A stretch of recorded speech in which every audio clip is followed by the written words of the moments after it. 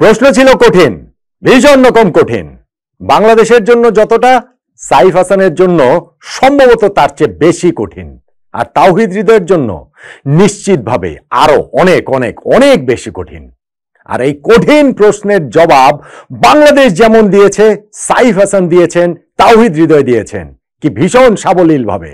অপূর্ব সাইফ হাসান এবং অবিশ্বাস্য তাওহিদ হৃদয় প্রতিরোধের পাল্টা জবাবের যেই নতুন গল্পটা লিখলেন শ্রীলঙ্কার বিপক্ষে এই ম্যাচে, সেইটা তাদের জন্য ক্যারিয়ারের একটা বিরাট পাথেয় অবশ্যই হয়ে থাকবে। পাশাপাশি ক্রিকেটারদের জন্য, ন্যাশনাল টিমের ক্রিকেটারদের জন্য, চাপে থাকা ক্রিকেটারদের জন্য একটা উদাহরণ হয়ে থাকবে অবশ্যই। বাংলাদেশ এশিয়া কাপের সুপার ফোরে উঠেছে এবং সেই সুপার ফোরে বাংলাদেশ নিজেদের যোগ্যতায় ওঠেনি, উঠেছে শ্রীলঙ্কার বদান্যতায়। এইরকম একটা আলোচনা সোশ্যাল মিডিয়াতে হাস্যকর ভাবে ছড়িয়ে পড়েছে, যদিও সেইটার সামান্যতম কোনো ভিত্তি আসলে নেই। শুধুমাত্র সুপার ফোরে আমাদের গ্রুপের লাস্ট ম্যাচটা শ্রীলঙ্কা আফগানিস্তান ছিল বলেই ওই ম্যাচের উপরে ইকুয়েশনগুলো নির্ভর করছিল। বাংলাদেশের যদি লাস্ট ম্যাচ থাকতো তাহলে ইকুয়েশনটা বাংলাদেশের ম্যাচের উপরে নির্ভর করতো, প্লেন এন্ড সিম্পল। তারপরও জবাব দেওয়ার একটা ব্যাপার ছিল, সেই জবাব বাংলাদেশ দিয়েছে শ্রীলঙ্কাকে, সেই শ্রীলঙ্কাকে হারিয়ে। বাঘের থাবায় সিংহ একেবারে কুপকাত হয়ে গিয়েছে। যেই শ্রীলঙ্কার কাছে আমরা গ্রুপ পর্বের ম্যাচটাতে অসহায় আত্মসমর্পণ করেছিলাম, সেই শ্রীলঙ্কাকে আমরা একেবারে দেখিয়ে দেখিয়ে হারিয়ে দিয়েছি। লাস্ট ওভারের আমাদের ওই হার্ট অ্যাটাক হওয়ার মতো যে অবস্থা হয়েছে, সেইটাকে একটুখানি একপাশে সরিয়ে রেখেও ওইটা বলাই যেতে পারে।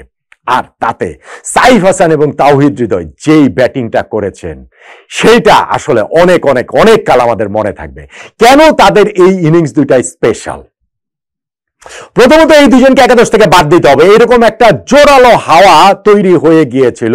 এবং বাংলাদেশে যেটা হয়, হাওয়ার উপরে টিম ম্যানেজমেন্ট অনেক সময়ই চলে, অনেক সময় আমাদের টিমের সিলেকশনটা ওই হাওয়ার উপরে হয়ে থাকে। টিম ম্যানেজমেন্টকে এই জায়গাটাতে বিরাট বড় একটা ধন্যবাদ দিতেই হবে যে তারা হাওয়ার সঙ্গে যায়নি, বরং যেই জায়গাটা তাদের টিমের জন্য, বাংলাদেশ টিমের সম্ভাব্য জয়ের জন্য সবচেয়ে ভালো মনে হয়েছিল, সেই জায়গাটাতে তারা স্টিক করেছে। তারা এই দুজনকে একাদশে শুধু খেলায়নি, তারা তাদের নিজস্ব পজিশনেই খেলিয়েছে। সাইফ হাসান, আপনি আমাকে বলেন যে গত ম্যাচটাতে তিনি 28 বলে 30 রানের একটা ইনিংস খেলেছেন, সেটা হয়তো অত কনভিন্সিং ছিল না, কিন্তু পাওয়ার প্লেতে বাংলাদেশ কোনো উইকেট হারায়নি।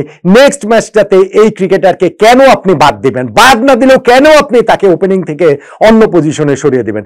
অথচ এটা নিয়ে একটা কি সুন্দর একটা হওয়ার জায়গা তৈরি হয়ে গেল। আর তাওহিদ হৃদয় ফর্মে নেই, তাওহিদ হৃদয় ছন্দে নেই, কিন্তু এত সত্ত্বেও তো ভাই গ্রুপ পর্বের 3টা ম্যাচের মধ্যে 2টা ম্যাচে তার ব্যাট থেকে রান এসেছে। হংকং এর বিপক্ষে 36 বলে অপরাজিত 35 রানের একটা ইনিংস তিনি খেলেছেন। লাস্ট ম্যাচটাতে আফগানিস্তানের বিপক্ষেও 20 বলে 26 রানের একটা ইনিংস খেলেছেন। তারপরেও তাকে বাদ দিয়ে দিতে হবে? এশিয়া কাপে বাংলাদেশের লিটন দাসের পর সেকেন্ড হাইয়েস্ট টপ স্কোরার হওয়ার পরও তাকে বাদ দিয়ে দিতে হবে? ভাগ্যিস টিম ম্যানেজমেন্ট সেই পথে হাঁটে নাই রে ভাই, এবং সেই জন্যই এই দুইজন এইরকম ভাবে দুর্দান্ত 2টা ইনিংস আমাদের উপহার দিতে পারলেন, যেইখানটাতে শ্রীলঙ্কার 168 রান টপকে বাংলাদেশ জয়টা ছিনিয়ে নিতে পারল। শুরুটা করেছিলেন সাইফ হাসান। বাংলাদেশ যখন ওই রান তারা করা শুরু করেছে, ডেফিনেটলি জয়ের জন্য শ্রীলঙ্কাই ফেভারিট ছিল।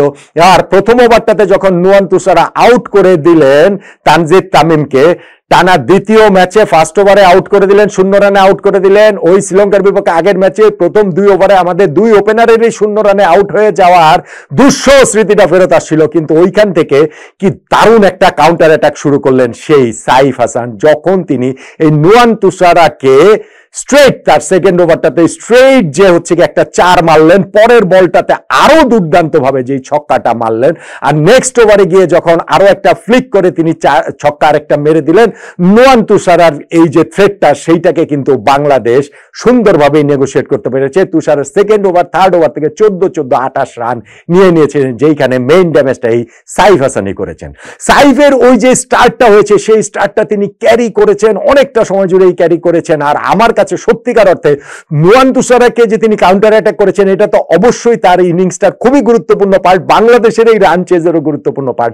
কিন্তু যদি শর্ট অফ দ্য ডে তার জন্য বেছে নিতে বলা হয়, তাহলে আমার কাছে মনে হয় ওই যে এক্সট্রা কাভারের উপর দিয়ে তিনি যে একটা ইনসাইড আউট শটে ছক্কা মারলেন, সেইটা বুঝিয়ে দিয়েছে তার ক্লাস। এবং সত্যি সত্যি তিনি ওইখানটা থেকে কিন্তু বাংলাদেশকে একটা ভালো জায়গাতে নিয়ে যান। দেখেন, আমরা যেটা বললাম সাইফ হাসানের ব্যাটের শুরুটা হয়েছে, ফার্স্ট ওভারে আমরা উইকেট হারিয়েছি, তারপর সাইফ ওই জায়গাটাতে লিটন দাসের সঙ্গে একটা পার্টনারশিপ করেছেন, পাওয়ার প্লেতে আমরা আর কোনো উইকেটটা কিন্তু ওইখানটাতে আমরা আর হারাই নাই। 34 বলে 59 রানের একটা জুটি হয়েছে। পাওয়ার প্লে পর গিয়ে লিটন দাস তিনি আউট হয়েছেন বটে, তখন ক্রিজে এসেছেন তাওহিদ হৃদয়। শুরুতে তিনি রয়েছে হয়ে খেলছিলেন, কিন্তু অন্য প্রান্তে সাইফ ছিলেন খুবই সাবলীল। হৃদয় যে খুব স্ট্রাগল করছিলেন, কখনো কখনো আগের ম্যাচগুলোতে দেখা গিয়েছে, স্পেশালি হংকং এর বিপক্ষে ম্যাচটাতে দেখা গিয়েছে ব্যাপারটা সেরকম ছিল না।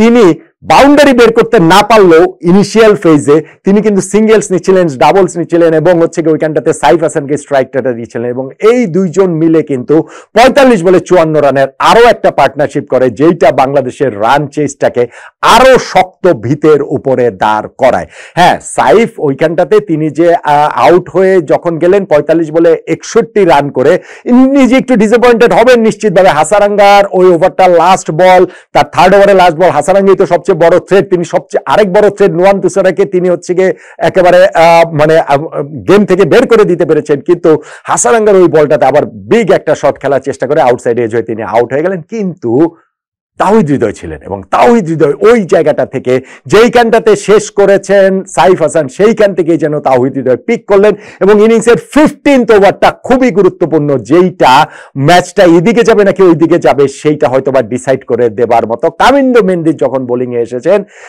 তাওহিদ হৃদয় প্রথমে কাভার দিয়ে একটা দুর্দান্ত শট মারলেন, একটা বাউন্ডারি মারলেন, আর এরপরে ব্যাকফুটে গিয়ে যেই ছক্কাটা তিনি পুল করলে মারলেন ব্যাকওয়ার্ড স্কোয়ার লেগের উপর দিয়ে, সেইটা আবার হৃদয়ের বেস্ট শট আমার কাছে মনে হয়। আবার ওই ওভারেই যেটা কাট করে পয়েন্ট দিয়ে আরো একটা বাউন্ডারি মারলেন, 3টা শটে আসলে চোখে লেগে থাকার মতো।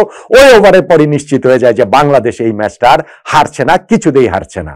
হ্যাঁ, হৃদয় তিনিও যদি শেষ পর্যন্ত অবশ্যই থাকতে পারলে এটা ভালো হতো, থাকাটা উচিত ছিল, স্পেশালি যেইভাবে তিনি আউটটা হয়েছেন, একটা ফুল টস ডেলিভারিটা মিস করে এলবিডব্লিউ হয়েছেন, সেটা খুবই ডিসঅ্যাপয়েন্টিং। কিন্তু 37 বলে 58 রানের যে ইনিংসটা তিনি খেলেছেন, সেই ইনিংসটা প্রবাবলি তার ক্যারিয়ার সেভিং ইনিংস। সবকিছু মিলিয়ে সমালোচনা, সোশ্যাল মিডিয়াতে তো একবার সমালোচনা তৈরি হলে, একটা হাওয়া যদি তৈরি হয়, ওই হাওয়ার উপরেই সবাই ভাসতে থাকে। আর যখন আজকে হৃদয় 2টা ক্যাচ মিস করেছিলেন, তাকে সমালোচনায় ছিঁড়ে করে ফেলার সকল রকম উপাদান তৈরি ছিল, কিন্তু হৃদয় কাউন্টার অ্যাটাকিং যেই ক্রিকেটটা খেলেছেন, সেইখানটাতে তিনিও তার ক্লাসটা বুঝিয়েছেন, তিনিও তার মেন্টাল টাফনেসটাও বুঝিয়ে দিয়েছেন 37 বলে 58 রানের এই ইনিংসটাতে। হ্যাঁ, লাস্ট ওভারে গিয়ে আমাদের হিকআপ ছিল, কিন্তু হৃদয় যখন আউট হন তখন তো আমাদের 9 বলে 10 রান প্রয়োজন।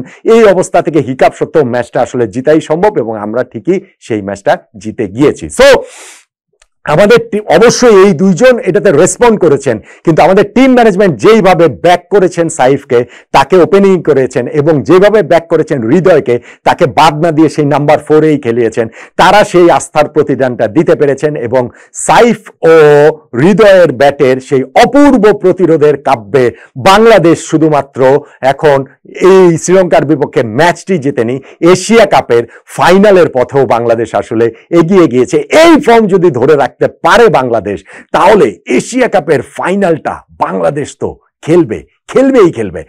বাইরে থেকে সমালোচনা হবে, মিডিয়া থেকেও সমালোচনা হবে, সোশ্যাল মিডিয়া থেকে সমালোচনা হবে, দর্শকদের কাছ থেকে সমালোচনা হবে, কিন্তু সেই সমালোচনার জায়গাটা থেকেও আমাদের টিম ম্যানেজমেন্ট যে স্ট্রং থেকে এই দুইজনকে ব্যাক করেছেন, সেই কারণে বাংলাদেশের এই জয়ের একটা বিরাট ক্রেডিট আমাদের ক্যাপ্টেন, আমাদের কোচ, আমাদের টিম ম্যানেজমেন্টের অন্যরাও নিঃসন্দেহে পাবেন। সাইফ হাসান এবং তাওহিদ হৃদয়ের ব্যাটের এইরকম রান, এই পাল্টা প্রতিরোধের রানটা আসলে তাদের সবার জন্য একটা বড় বিজয় নিঃসন্দেহে। এবং আমিও নট আউট ওয়ানের এই জায়গাটা থেকে আমাদের প্ল্যাটফর্ম থেকে বলতে পারি, আমাদের এখানে ভিডিও আছে, আমাদের এখানে আলোচনা রয়েছে, আগের গুলা থেকে আছে। আমার কাছে সবসময় মনে হয়েছে যে অবশ্যই সাইফ হাসানকে এই ম্যাচটা খেলানো উচিত, এটা আমি আগেও বলেছি। আমার অবশ্যই মনে হয়েছে যে তাওহিদ হৃদয়ের এইখানটাতে আসলে বিকল্প নেই নাম্বার 4-5-এ, এবং সেই আস্থার প্রতিদানটাও এই দুইজন দিতে পেরেছেন, দুর্দান্তভাবেই দিতে পেরেছেন। সামনের ম্যাচগুলোতেও পারবেন, সামনের 2টা ম্যাচে না 3টা ম্যাচেও সেটা পারবেন। এশিয়া কাপের ফাইনাল বাংলাদেশ এখন খেলবে। সাইফ এবং হৃদয় যদি এইরকম কোণঠাসা অবস্থা থেকে এইভাবে ঘুরে দাঁড়াতে পারে, তাহলে বাংলাদেশও এশিয়া কাপের সুপার 4 থেকে ফাইনালে যেতে পারবে। ওই আশাটা আমরা এখন করতেই পারি, কি বলেন?